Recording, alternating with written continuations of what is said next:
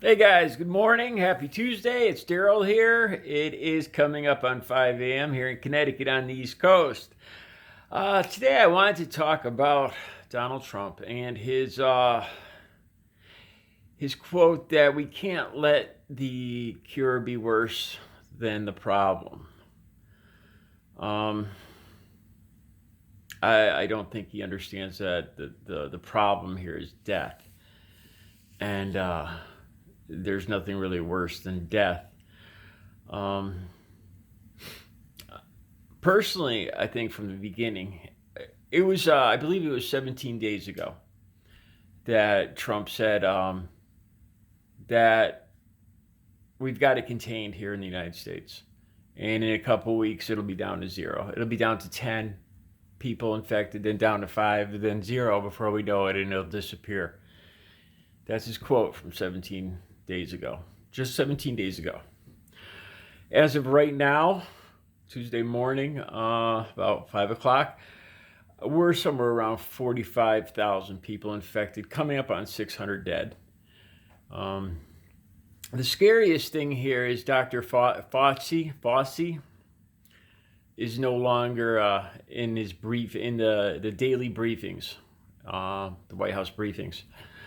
I heard people today comparing the White House because Trump can no longer hold his ego fest Trump love-in rallies. These daily briefings have kind of become his makeshift rallies, and Fossey is nowhere to be found anymore.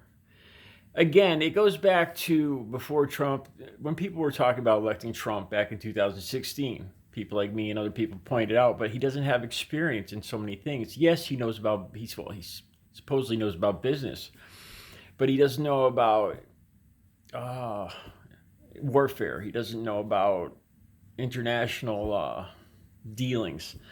And all the people that were going to vote for Trump said, well, he'll listen. He'll have generals. He'll have his cabinet, and they'll give him advice. Nothing has been further from the truth. Nothing further from the truth has ever been said.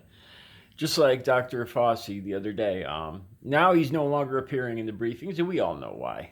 Because Trump can't stand to be upstaged.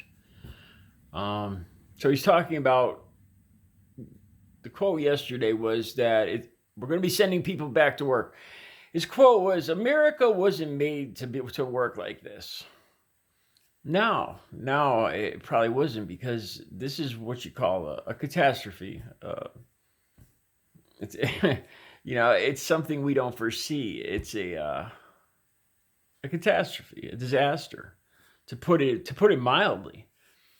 And no, America wasn't made to operate like this because a disaster or a catastrophe, by definition, is something you don't know that's coming.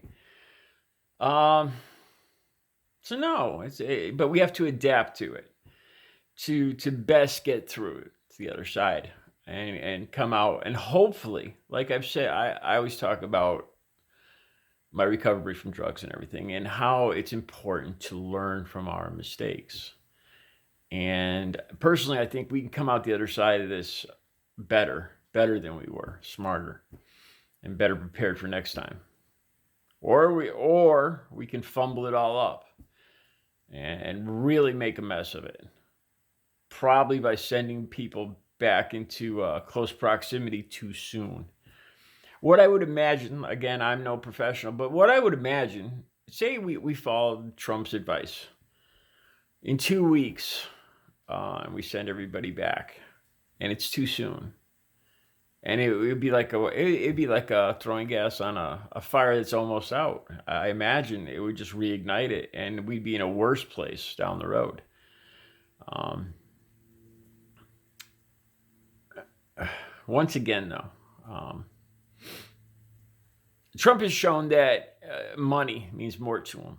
Money, and his ego means more to him than this country. He should have never been elected president. My suggestion for I haven't heard much from the Trump supporters on this stuff about ending the social distancing and going back to work in 2 weeks. I haven't heard a whole lot from them, surprisingly, because they believe everything else he says. They believe every other word he says, that windmills cause cancer and everything else. So I tell you what, if we do go back to work in 2 weeks, I suggest the Trump supporters be the first to go back. And we'll let them get the country running again for us.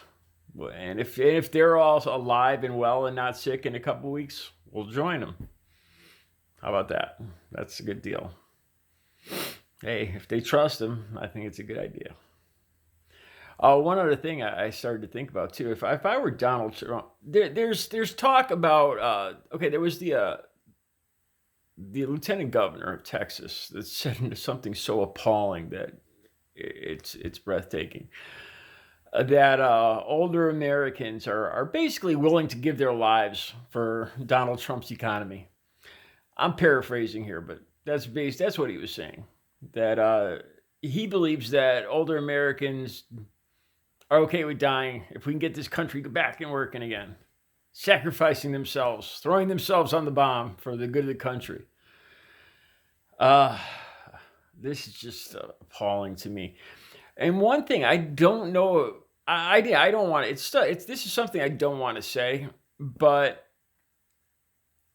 a good portion, demographic of Trump supporters, Trump voters, are an older demographic, are those over 50, and white, but those over 50. So I'm just saying here, if I were Donald Trump, I'd want to protect that demographic, because that's the demographic that's going to keep him in the White House.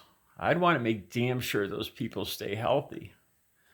Every one of those deaths is one less vote for Donald Trump. He might want to start looking at it that way too, because it seems like that's all he really understands.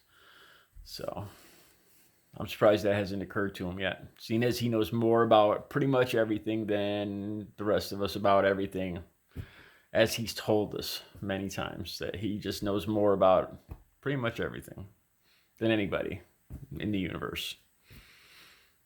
All right. You guys stay healthy. Have a good Tuesday.